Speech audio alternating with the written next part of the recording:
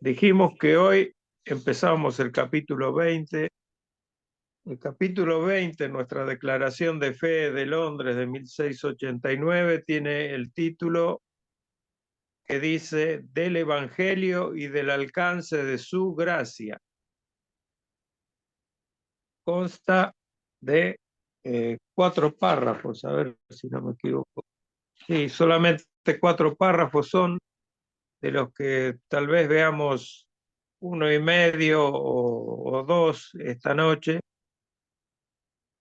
Quiero ir despacio porque es importante todo lo que dice la declaración de fe, más sabiendo que habla para el antiguo pacto y habla para los del nuevo pacto que somos nosotros. Entonces, la promesa de Cristo hecha realidad es digna de cuidado, de un tratamiento cuidadoso y que entendamos perfectamente bien lo que dice cada parte del párrafo de la declaración de fe, y no solo eso, sino lo que dicen las referencias bíblicas al respecto. Voy a leer el párrafo 1. Declaración de Fe de Londres, capítulo 20, párrafo 1 dice: habiendo sido quebrantado el pacto de obras por el pecado y habiéndose vuelto inútil para dar vida, agradó a Dios dar la promesa de Cristo, la simiente de la mujer, como el medio para llamar a los escogidos y engendrar en ellos la fe y el arrepentimiento. En esta promesa el Evangelio en su sustancia fue revelado y por lo tanto es eficaz para llevar a los pecadores a la conversión y salvación. No tiene más que un solo apartado, o sea que todo el párrafo 1 completo es en sí una sola unidad que tiene como referencia varios versículos bíblicos que lo vamos a ver en detalle, y voy a hacer un pequeño comentario de algunas cuestiones que no debiéramos pasar por alto así nomás, sin entrar en profundidad de cierta profundidad de explicar cosas importantes que se nos pueden pasar leyendo así rápidamente. Por supuesto que sobre todo y preferentemente lo que respecta a la persona de Cristo Jesús, nuestro Salvador. Así que como primera observación, esto teniendo en cuenta lo que es la declaración de fe en sí respecto a la de Westminster, de donde deriva la declaración de fe nuestra, tengo que decir que el capítulo 20 que estamos viendo nosotros hoy es el último de la declaración de fe de Westminster. A pesar de que la declaración de fe de Westminster tiene 33 capítulos y la nuestra tiene 32, el capítulo 20 figura en nuestra declaración de fe, pero no figura en la declaración de fe de Westminster. No se toca directamente, yo la tengo aquí a la de Westminster, y el capítulo 20 de ellos. El capítulo 19 habla de lo mismo que hablamos nosotros del capítulo 19 de nuestra confesión de fe de la ley. Y el capítulo 20 habla de la libertad cristiana y la libertad de conciencia. Ya se va más allá de lo que vamos a ver después nosotros. Pero el capítulo 20 no lo tiene.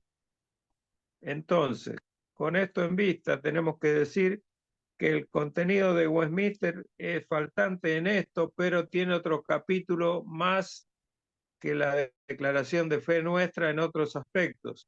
Aspectos en que nosotros diferimos, por eso no estamos usando la de Westminster como declaración de fe, porque hay dos puntos que nosotros no estamos de acuerdo con ellos, que son el gobierno de la iglesia y el bautismo. Con respecto a esos dos temas, nosotros no estamos de acuerdo con los presbiterianos, que es la declaración de fe. Nuestra declaración de fe depende, o digamos, sería como que toma la declaración de fe de Saboya de 1658, que es una declaración de fe puritana.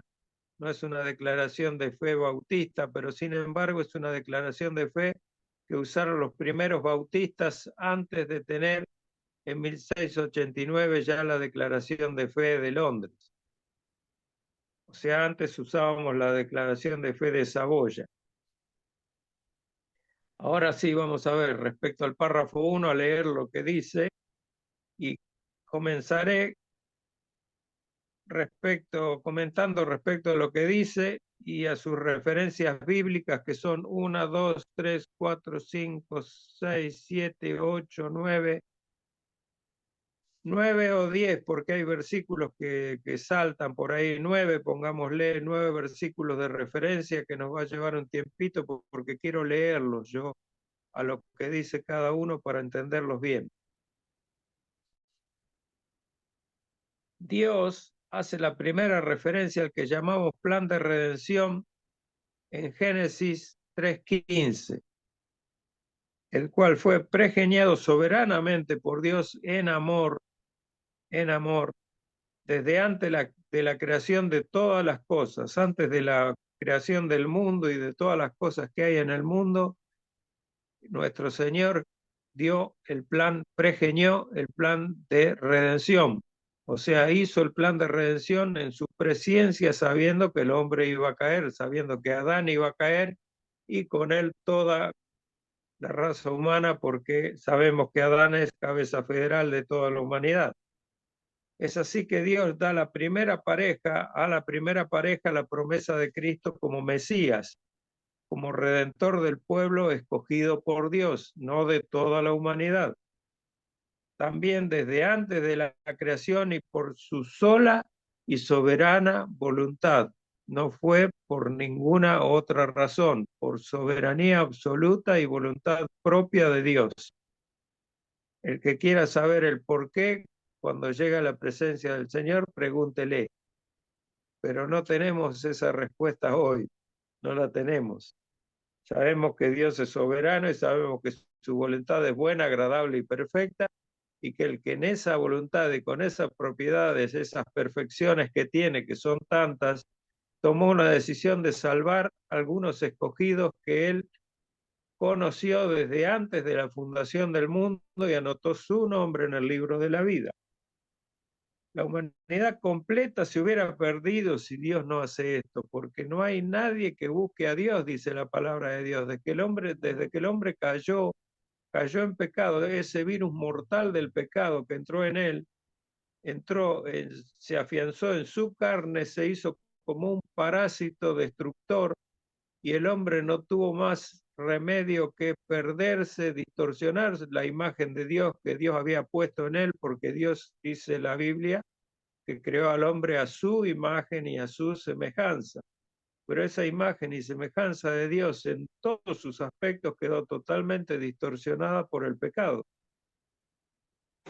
Ese pecado hizo que el hombre se convirtiera en enemigo de Dios, en alguien que cortó su relación absolutamente, totalmente con Dios, y dejó de querer siquiera pensar en él más que como su enemigo, únicamente como enemigo de él. La humanidad completa entonces se hubiera perdido, ya que los hombres, esclavizados por el pecado, no buscaron ni buscan a Dios, porque esa caída que tuvo Adán no limpió el pecado en las próximas generaciones, sino que el pecado continuó en todas las generaciones, como dice Romanos, ¿verdad? Entonces, a esto le llamamos teológicamente, ¿me puede traer agua de aquí? Ahí lo tenemos. Teológicamente, corrupción radical o corrupción total o absoluta, porque después de la caída de Adán, ni una sola molécula del hombre quedó libre de pecado. No hay absolutamente nada. La corrupción fue total y radical, medular. En los términos físicos podríamos decir que hasta el último átomo del hombre quedó contaminado por el pecado. El hombre ya no pudo ser a imagen y semejanza de Dios más que en ciertos aspectos distorsionados. De manera que sumado A su muerte espiritual, la criatura quedó irremisiblemente separada de su creador. Y eso tenemos que tener en cuenta, que Eva y Adán perdieron algo muy, muy importante y fundamental, que es cambiaron la fe, la sola fe, la obediencia a través de la sola fe en Dios, en el Dios creador, por una cuestión empírica. Ellos quisieron probar por experiencia lo que pasaría si, y lo que pasaría si probara del árbol del fruto, que era bueno y agradable a la vista, y etcétera, etcétera. Ellos cambiaron la fe por el empirismo, por la experiencia.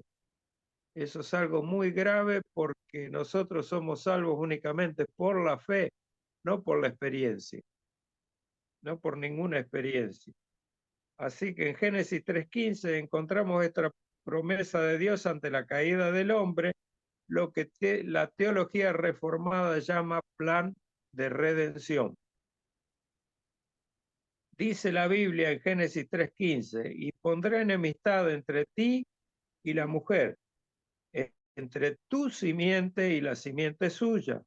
Esta te herirá en la cabeza y tú le herirás en el calcañar, haciendo alusión a la persona, a la figura de Cristo. Esto es una tipificación de Cristo, la simiente de la mujer, y hace alusión directamente a Jesucristo. Entonces, la enemistad desde ahí, desde el inicio de la creación del hombre, está con Satanás y la simiente de la mujer. Toda la simiente de la mujer, sabemos que hay dos líneas que salen de Adán y Eva, que son la línea piadosa de Set y la otra línea, que es la línea de Caín, que es la línea impiadosa, una línea que está destinado a no creer, que después esto podemos, no quiero irme del tema, pero estas dos líneas continúan hasta el día de hoy, porque la línea piadosa de Set son aquellos elegidos por Dios, escogidos por Dios desde antes de la creación del mundo. El resto son los hijos de Adán y los hijos de Caín, podemos decir también.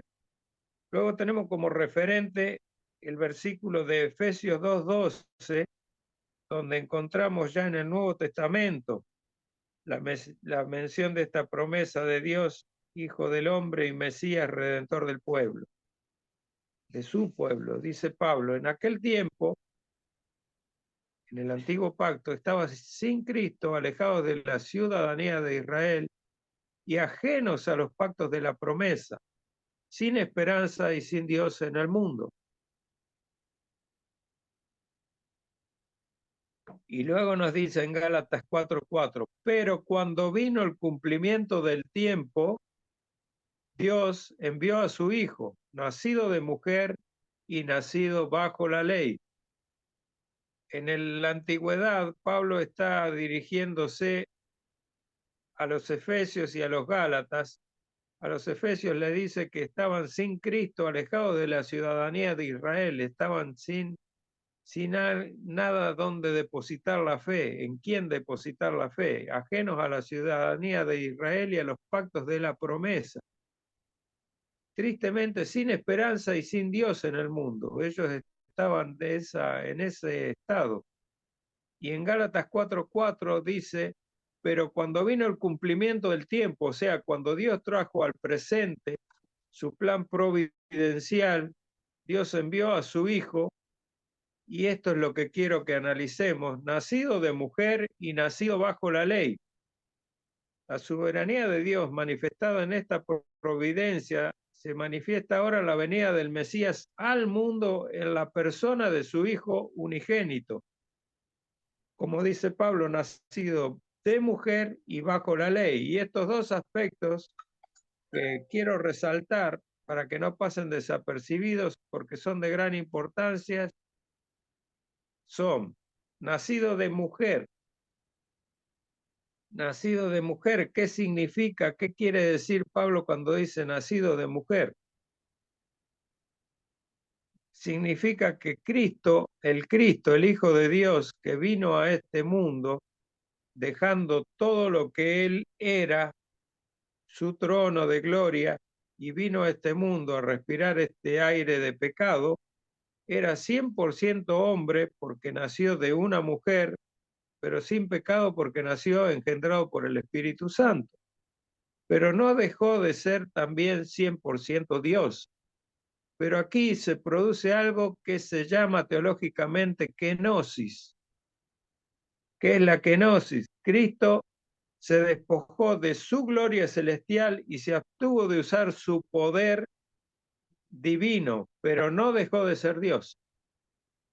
Por eso él se llamó a sí mismo el Hijo del Hombre también, porque él usó ese medio de la encarnación para cumplir cierta parte de la ley que él tuvo que cumplir siendo hombre, pero no utilizó sus cualidades y su poder como Dios para hacer ninguna parte de su obra perfecta, ¿no?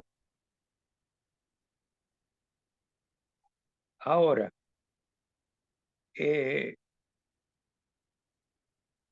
a ver por dónde ir. Hay siete profecías que quería repasar con ustedes para que la tengamos presente con respecto a la persona de Cristo. En realidad, en el Antiguo Testamento, en el Antiguo Pacto, figuran más de 30, creo que son como 33 referencias o 33 profecías acerca de la persona de Cristo que se cumplieron desde el inicio hasta el final de su ministerio, muriendo en la cruz y resucitando. Pero nosotros vamos a ver 7 para que tengamos claro que las profecías sobre Cristo han sido ya en el Antiguo Testamento muy claras, por lo cual los judíos hoy no pueden negar que conocían al Mesías que iba a venir, que sabían cómo iba a venir, dónde iba a nacer, etcétera, etcétera. O sea, la negación de Cristo es una cuestión muy grave del corazón endurecido del pueblo judío hasta el día de hoy. Primera profecía, un descendiente de Abraham. Primera profecía, un descendiente de Abraham. 18 siglos antes del nacimiento de Cristo, estamos hablando de 18 siglos antes, Dios le dijo a Abraham, Abraham sin H, el padre de la nación judía, todos los pueblos de la tierra serán bendecidos a través de ti. Esto está en Génesis 2, 12 del 1 al 3. Vamos a leer qué dice la palabra de Dios.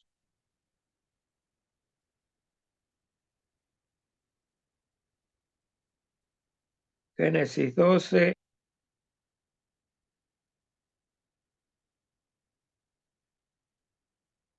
Los invito, hermanos, a buscar, así ustedes también lo leen. Desde el 1 al 3 dice, pero Jehová había dicho a Abraham, vete de tu tierra y de tu parentela y de la casa de tu padre a la tierra que te mostraré, y haré de ti una nación grande, y te bendeciré y engrandeceré tu nombre y serás bendición. Bendeciré a los que te bendijeren y a los que te maldijeran maldeciré, y serán benditas en ti todas las familias de la tierra. Y luego en el 26, en el capítulo 26, capítulo 4, versículo 4, encontramos que Dios le dice a Abraham, multiplicaré tu descendencia como las estrellas del cielo, y daré a tu descendencia todas estas tierras, y todas las naciones de la tierra serán benditas en tu simiente. El cumplimiento de esto está en el Nuevo Testamento, en el Evangelio según Mateo 1:1, que nos dice, libro de la genealogía de Jesucristo, hijo de David, hijo de Abraham.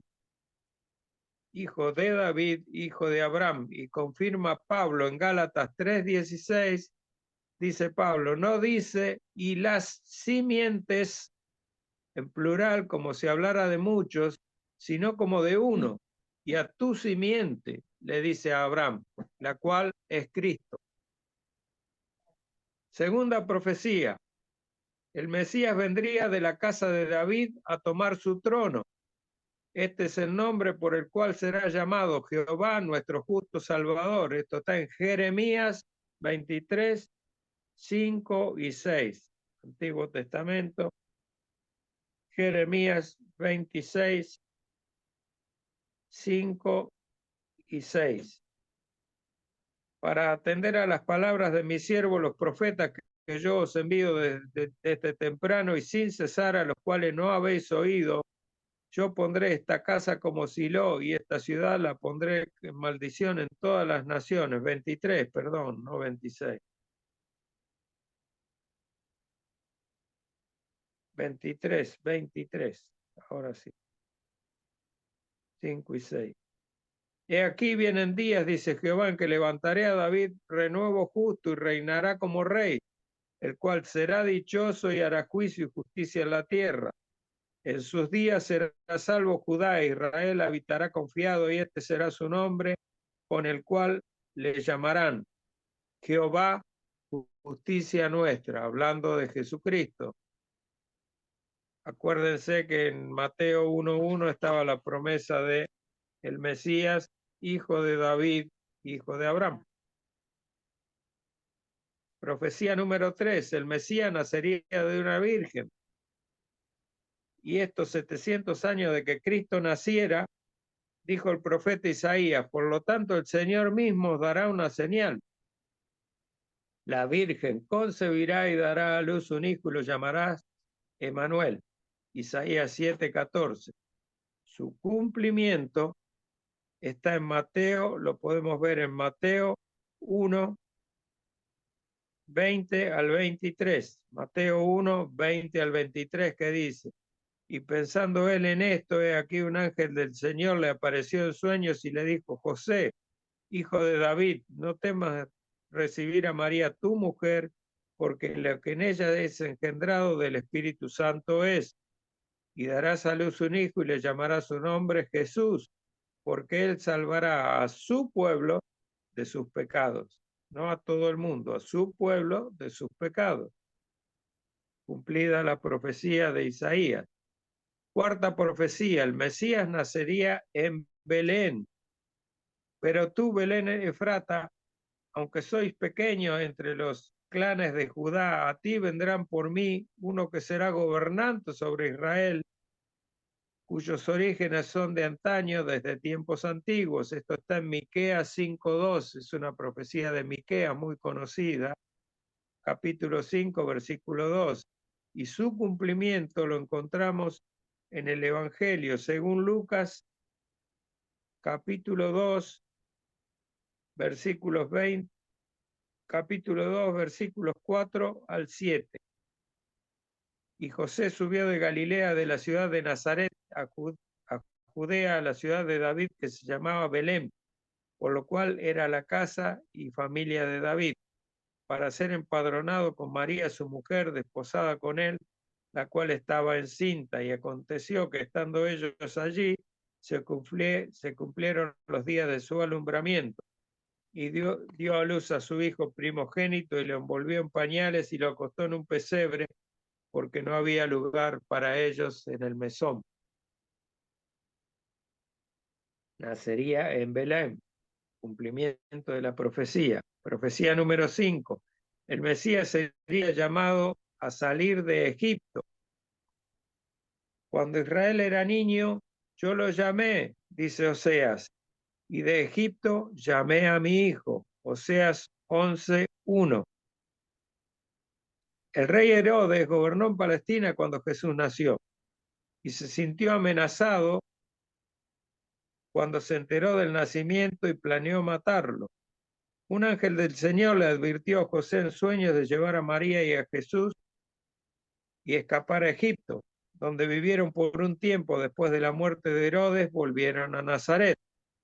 Cumplimiento, Mateo 2, Evangelio según Mateo, capítulo 2, versículos del 1 al 15. Cuando Jesús nació en Belén, En los días del rey Herodes, que era paranoico, vinieron del oriente a Jerusalén unos magos diciendo: ¿dónde está el rey de los judíos que ha nacido? Porque su estrella hemos visto en el oriente y venimos a adorarle.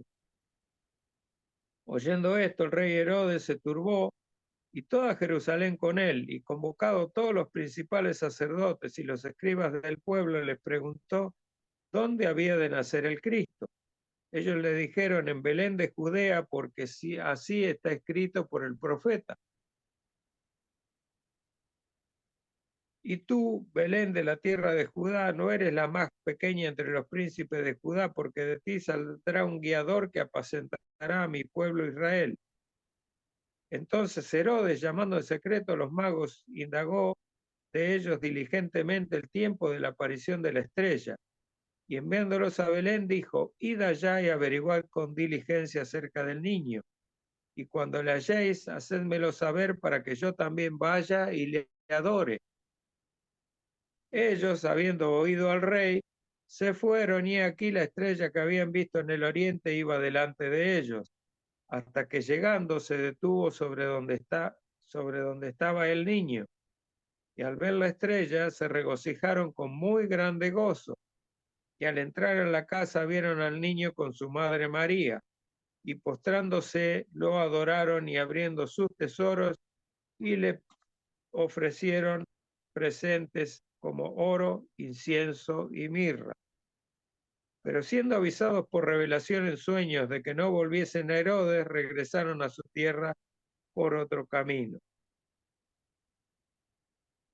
Después que partieron ellos, aquí un ángel del Señor apareció en sueños a José y le dijo: levántate y toma al niño y a su madre y huye a Egipto y permanece allá hasta que yo te diga, porque acontecerá que Herodes buscará al niño para matarlo, porque ya sabía dónde estaba ubicado Jesús.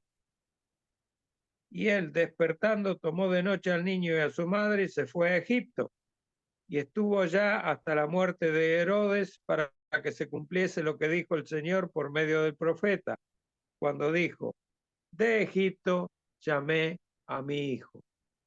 Profecía cumplida de Oseas.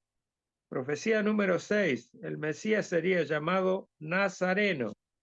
Después de la muerte de Herodes, José y su familia volvieron a Nazaret, según Mateo 2:23, que dice: así se cumplió lo que se dijo por medio de los profetas, que sería llamado Nazareno.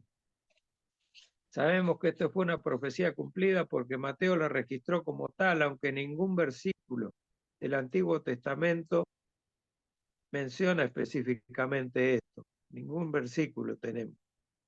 Pero Mateo lo registró como tal, como lo que leímos recién.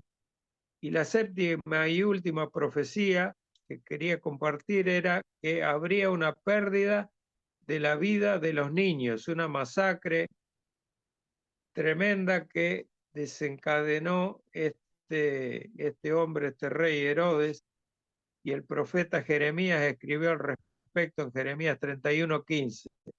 Esto es lo que dice el Señor: una voz se oye en Ramá, en duelo y gran llanto, Raquel llorando por sus hijos y negándose a ser consolada porque ya no están.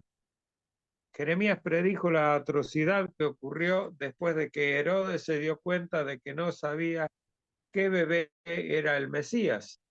No lo podía identificar porque ya no estaba al alcance de él, se habían huido, como leímos, a Egipto. Furioso, dio órdenes de matar a todos los niños de Belén y sus cercanías que tenían alrededor de 2 años de edad y menos. Mateo 2, 16 al 18.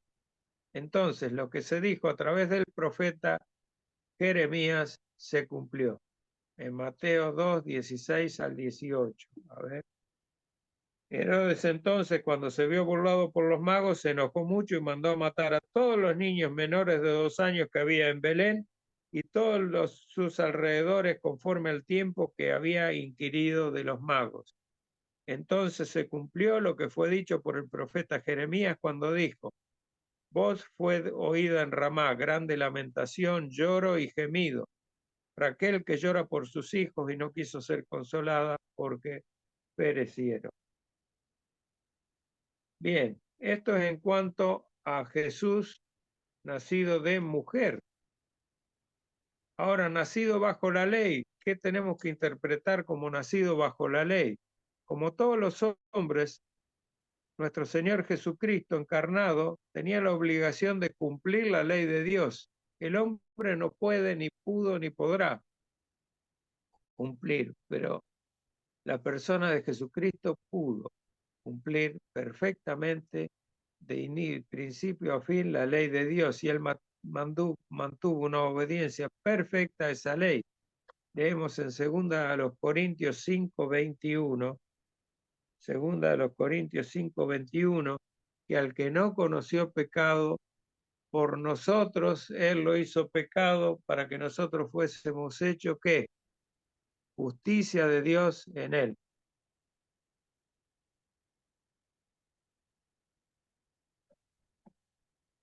Y en Hebreos 4:15, Hebreos 4:15,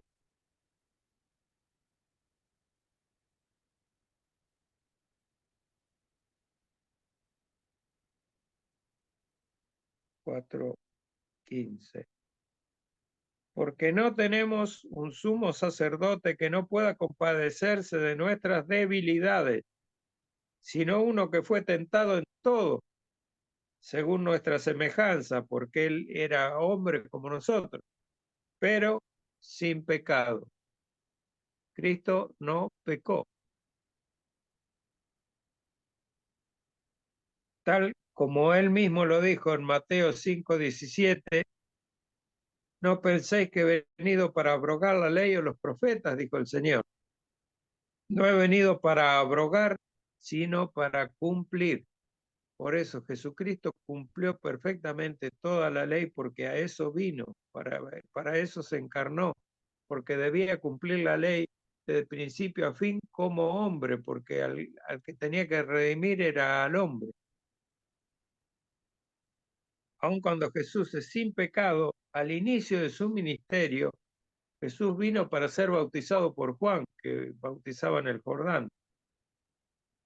Mas Juan se le oponía, dice Mateo, diciendo, yo necesito ser bautizado por ti, tú vienes a mí. Pero Jesús le respondió, deja ahora porque así conviene que cumplamos toda la justicia. Él tenía que cumplir todos los rituales que estaban establecidos por Dios.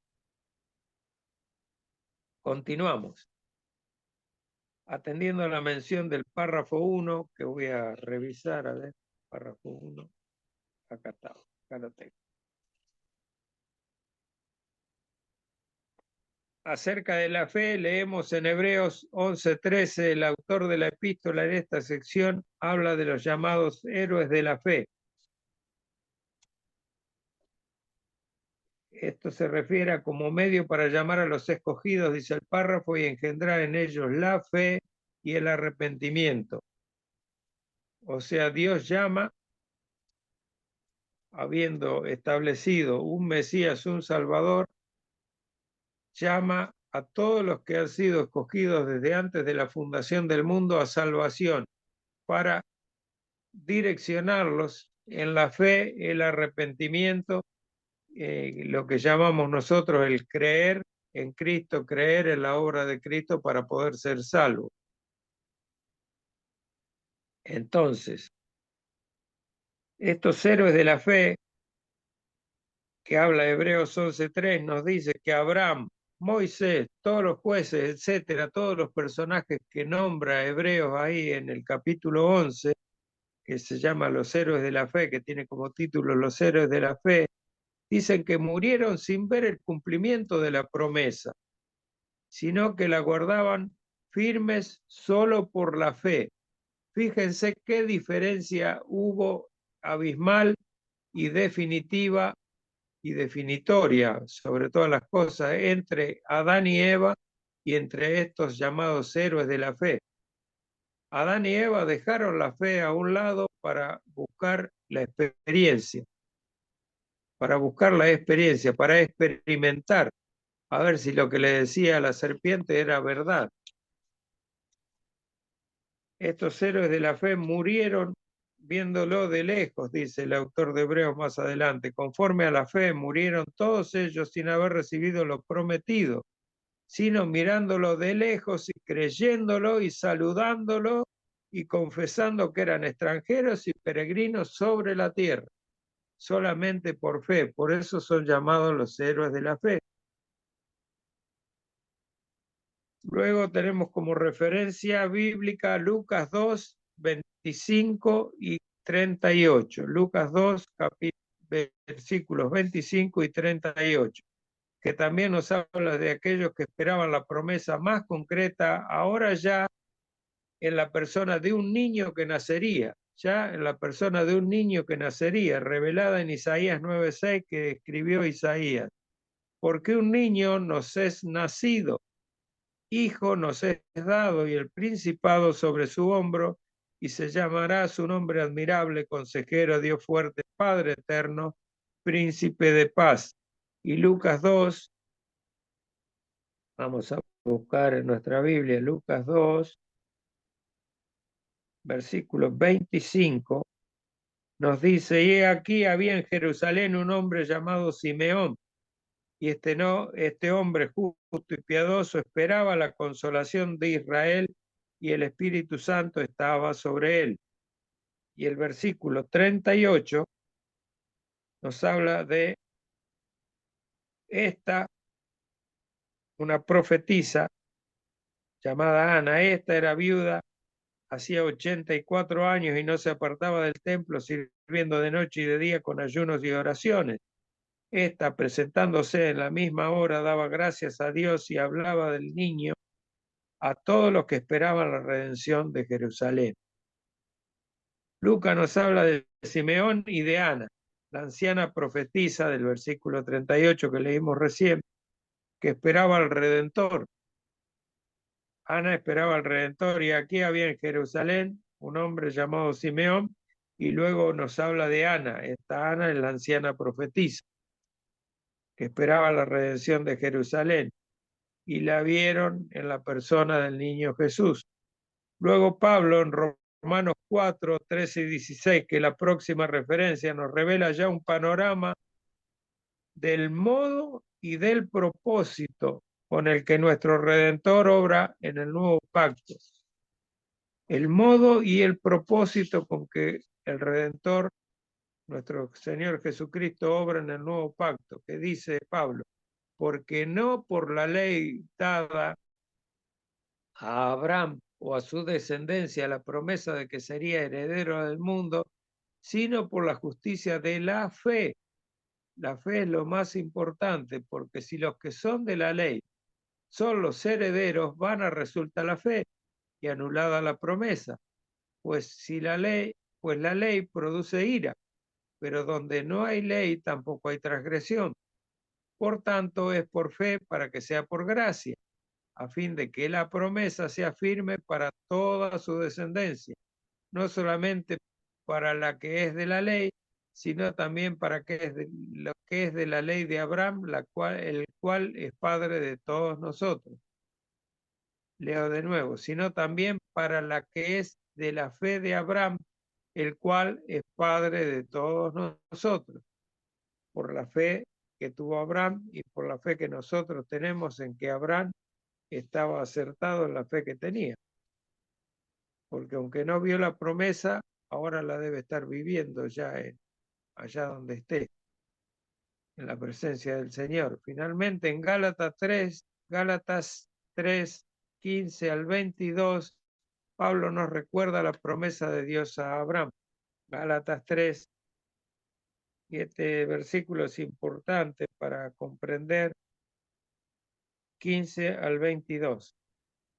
Hermanos, hablo en términos humanos: un pacto, aunque sea de hombre, una vez ratificado, nadie lo invalida ni le añade. Ahora bien, a Abraham fueron hechas las promesas, y a su simiente. No dice a las simientes como si hablase de muchos, sino de uno, y a su simiente, la cual es Cristo, versículo que ya leímos. Esto pues digo, el pacto previamente ratificado por Dios para con Cristo la ley que vino 430 años después no lo abroga para invalidar la promesa, porque si la herencia es por la ley, ya no es por la promesa, pero Dios la concedió a Abraham mediante la promesa, no por la ley, por la promesa. Entonces, ¿para qué sirve la ley? Fue añadida a causa de las transgresiones, para que viniese la simiente a quien fue hecha la promesa, y fue ordenada por medio de ángeles en manos de un mediador. Y el mediador no lo es de uno solo, pero Dios es uno. Luego, la ley es contraria a las promesas de Dios en ninguna manera, porque si la ley dada pudiera vivificar, la justicia fuera verdaderamente por la ley.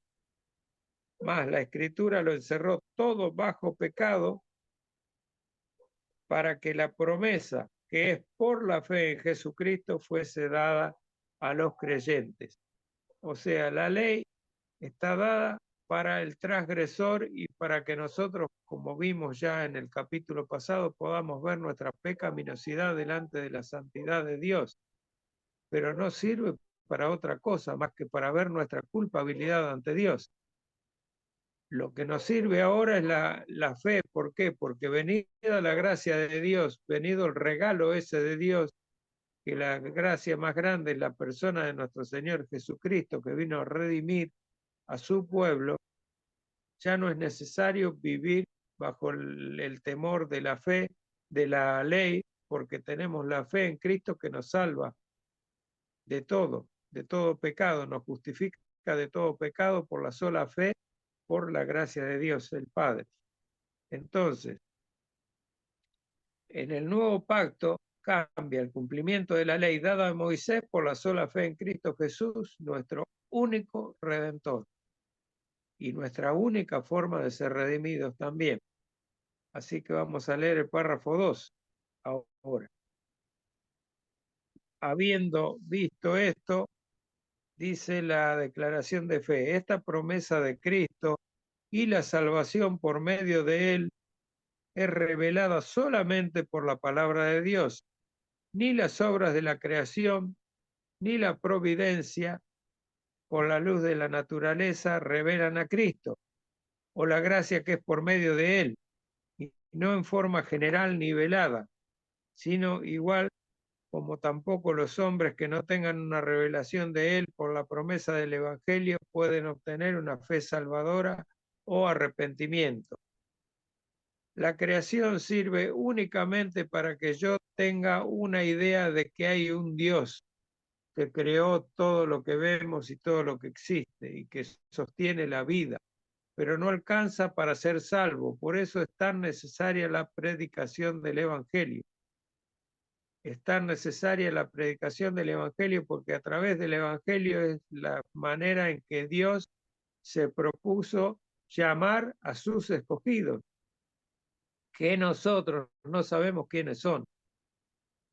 Por eso, si bien la culpabilidad del hombre, como escribe Pablo en Romanos 1, se hace evidente por medio de las cosas hechas, de toda la naturaleza y de toda la creación, eso le da solamente la idea de que hay un Dios, un ser superior que es el creador, para que ellos puedan buscarlo, pero no van a entender hasta que no les sea predicado el Evangelio y el Espíritu Santo haga su obra de dirigir su fe al lugar correcto. Los versículos que tiene asociado la declaración de fe son el Salmo 19 y Romanos 1, 18 al 23. La primera referencia bíblica de este párrafo nos lleva al relato. La primera referencia bíblica de este declaración de fe es Hechos 4:12. No omití nombrarlo, Hechos 4:12. Y nos lleva al relato de Lucas que nos muestra a Pedro empoderado por el Espíritu Santo anunciando al Salvador a los allí reunidos en Pentecostés. Se refiere al libro de Hechos que escribió Lucas, ¿verdad? Hechos 4:12 dice, y en ningún otro hay salvación, dice Pedro, porque no hay otro nombre bajo el cielo dado a los hombres en que podamos ser salvos, solamente Jesucristo. Pablo adhiere a esta verdad en Romanos 10, del 13 al 15. Vamos a buscar Romanos 10, del 13 al 15, dice, porque todo aquel que invocar el nombre del Señor será salvo. ¿Cómo pues invocarán a aquel en el cual no han creído? ¿Y cómo creerán en aquel de quien no han oído? ¿Y cómo oirán sin haber quien les predique? ¿Y cómo predicarán si no fueren enviados? Como está escrito, cuán hermosos son los pies de los que anuncian la paz, de los que anuncian buenas nuevas. El Evangelio es la única herramienta que tiene el creyente para traer al impío al arrepentimiento, para traer al ignorante a la luz de Cristo, para sacarlo de las tinieblas a la luz admirable de Cristo. La salvación viene por el oír, y el oír la palabra de Dios, no cualquier cosa. Entonces el Evangelio debe ser predicado. Si no, los escogidos no se salvarán solamente por ser escogidos. Es cierto que nosotros sostenemos que ningún escogido morirá sin alcanzar la salvación, pero el Evangelio debe ser predicado. Nosotros no nos podemos quedar de brazos cruzados como predica o como enseña el hipercalvinismo, el llamado hipercalvinismo, que dicen que como ya son predestinados y como ya son escogidos desde antes de la fundación del mundo, se van a salvar. No, Señor, no es así, porque Dios, si bien eligió a quienes se van a salvar, Dios escogió con nombre y apellido a todos aquellos que van a ser salvos, también eligió el medio por el cual van a ser salvos. Y ese medio por el cual van a ser salvos es el Evangelio. Por eso la gran comisión comienza con id y predicad el Evangelio. Id y predicad el Evangelio. Si no, Cristo hubiera dicho, quédense en su casa, total, están todos escogidos y se van a salvar. Sin embargo, Él no dijo eso.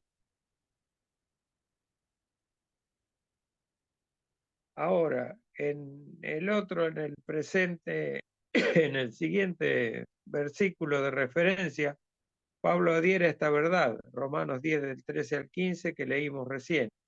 Aquí debo aclarar que muchas veces se malinterpreta ese famoso juego de palabras que es creer en Cristo, creer en Cristo. Tenemos que informar al inconverso cuál es la obra de Cristo en el Evangelio. Cuando yo predico el Evangelio, no llamo al pecador para decirle que Cristo lo ama, que vino acá para solucionarle su vida, sus problemas. Yo tengo que decirle que él es un pecador que está bajo la ira de Dios, por empezar eso. Y si él no entiende eso, no lo acepta, yo tengo que trabajar con la ley y mostrarle que bajo los 10 mandamientos, elijo cualquiera de los 10 mandamientos, el mentir, el robar, el adulterar, etcétera, para mostrarle que él no cumple con la ley de Dios, no puede cumplir con la ley de Dios, se queda corto para cumplir con la ley de Dios, y luego le predico la obra de Cristo en favor del pecador, para que él la conozca y sepa en qué creer. Yo no puedo pedirle a la persona, decime, ¿vos crees en Cristo? Sí, creo en Cristo. ¿Y qué crees de Cristo? Y no sé, yo creo en Cristo. No, para ser salvo la persona tiene que creer en la obra de Cristo. Y la obra que Él realizó por nosotros pagó la deuda por el pecado, pero sin el conocimiento de qué es lo que hizo, no tiene un salvoconducto. No tiene a Jesús como salvoconducto. Porque Jesús, hay un escritor bíblico del Nuevo Testamento, que algunos se deben imaginar quién es, que dijo, ¿crees que Dios es uno? Bien hace. Pero los demonios también creen y tiemblan, pero no se convierten, siguen siendo demonios. Entonces, el creer en Cristo, así dicho, es algo muy liviano y que no tiene demasiado asidero como para poder decir que la persona puede alcanzar salvación por este solo hecho de decir que cree en Cristo. Tiene que saber qué cree de Cristo. Cristo hizo una obra de vivir una vida totalmente sin pecado, tomar el pecado nuestro y llevarlo a la cruz en su cuerpo, y en su cuerpo recibió toda la ira de Dios, por lo cual murió, fue separado de su Padre, Sabemos que humanamente, no como Dios, la Trinidad no se separó, solamente Él como Dios se quedó sin comunión con el Padre por un momento. Cristo murió, fue a la tumba y resucitó al tercer día. Yo tengo que transmitir eso en el Evangelio siempre, porque eso es lo que tiene que creer la persona. Que Cristo murió por nuestros pecados, cargando nuestros pecados, y murió y fue a la cruz para morir voluntariamente. Nadie lo llevó obligado a Jesús a la cruz. Ese era un plan del Padre, el famoso plan de redención de Génesis 3:15 que vimos al principio. Ese plan lo cumplió Cristo a la perfección. Y eso es lo que yo tengo que transmitir. Espero que todos sepamos bien toda la obra de redención primero, que significa liberar del pecado, ser libres del pecado. Eso lo hizo con su sangre. La propiciación, o sea, la paz con el Padre que tuvimos a través de esa obra sacrificial de Cristo.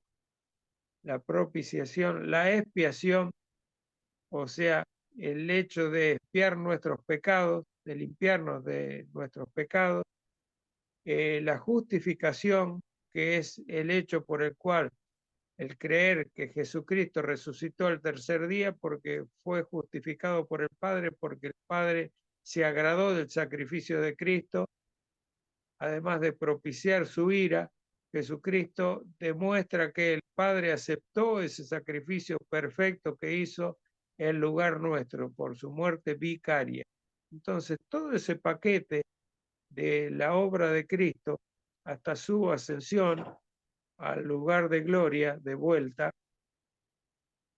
tiene que ser transmitido en el Evangelio. Y en eso tiene que creer la persona que es evangelizada. No puede decir yo creo en Cristo porque tengo un crucifijo que está Cristo ahí, yo creo en Él, como un amuleto. Cristo no es un amuleto. Cristo es una persona que vino a hacer una obra perfecta que nosotros no pudimos hacer porque perdimos el tren, por decirlo así, perdimos la oportunidad de hacerlo porque somos tan pecadores que no podemos cumplir con la ley de Dios, con ningún punto de la ley de Dios. Bueno, en segundo apartado del párrafo 2 encontramos la referencia al Salmo 19, y con esto vamos a terminar por hoy. Salmo 19, que no lo vamos a leer porque es largo, anótenselo y léanlo en su casa, el Salmo 19, y Romanos 1 del 18 al 23 y los versículos que siguen. En el Salmo 19, David exalta las maravillas de nuestro Dios creador y sustentador de su creación, de la perfección de la ley del Señor, para hacer un resumen, junto con las bendiciones en obedecerla, porque nos muestra que realmente somos delante de Él pobres pecadores necesitados de Él. Eso es lo que nos muestra el Salmo 19. En Romanos 1, que les voy a leer una parte por lo menos, del 18 comienza Pablo a decir que la ira de Dios se revela desde el cielo contra toda impiedad e injusticia de los hombres que detienen con injusticia la verdad, porque lo que de Dios se conoce les es manifiesto, pues Dios se lo manifestó. Es lo que le hablaba hace un ratito. Porque las cosas invisibles de Él, su eterno poder y deidad, se hacen claramente visibles desde la creación del mundo, siendo entendida por medio de las cosas hechas, de modo que no tienen excusa. Y continúa Pablo, después léanlo ustedes hasta el 23, pero esto le da al hombre una perspectiva de creer que hay un Dios. El hombre puede creer con esto de que hay un Dios creador de todo esto, de toda la creación, alguien la hizo. Hay gente todavía, sobre todo aquí en el norte de nuestro país, para ustedes que viven en el norte del mundo, en la parte norte del mundo, en el norte de nuestro país, en las provincias en que vivimos nosotros, son provincias muy, muy idólatras y tienen el paganismo muy arraigado. Entonces nuestros paisanos adoran a la Pachamama, adoran a la Madre Tierra, como si la Madre Tierra es la que los sustenta, es lo que le da todo por ser en sí misma algo poderoso, pero no adoran al Creador. Los incas y los mayas adoraban al sol, pero no adoran al que creó el sol. Por eso Pablo se indigna de tal manera y dice que la ira de Dios se revela desde el cielo contra esta impiedad e injusticia de los hombres que, viendo la creación, no adoran ni alaban a Dios, aunque no lo conozcan. Eso tampoco lo va a salvar, pero los va a preparar para al oír la palabra del Evangelio, se puedan convertir. Mientras Pablo en Romano nos muestra que el hombre necio, incrédulo, no tiene excusa alguna para desconocer al Dios creador y rechazarlo, porque la creación misma da testimonio, como decíamos recién. Sin embargo, el necio en su porfía y cegado por Satanás, vamos a leer 2 Corintios 4:4 para que veamos esto, 2 Corintios 4:4, en los cuales estos inconversos rebeldes, el Dios de este siglo cegó el entendimiento de los incrédulos para que no les resplandezca la luz del Evangelio, que es de la gloria de Cristo, el cual es la imagen de Dios.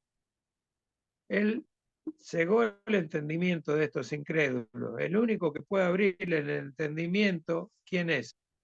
Dios, a través del Espíritu Santo, a través de escuchar, de que ellos escuchen el Evangelio. Si son elegidos, van a responder al Evangelio.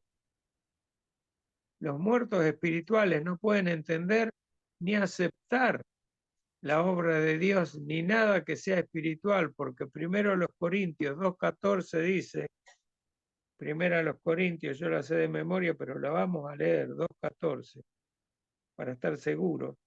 Pero el hombre natural, dice la palabra, no percibe las cosas que son del Espíritu de Dios, porque para él son locura y no las puede entender, porque se han de discernir espiritualmente.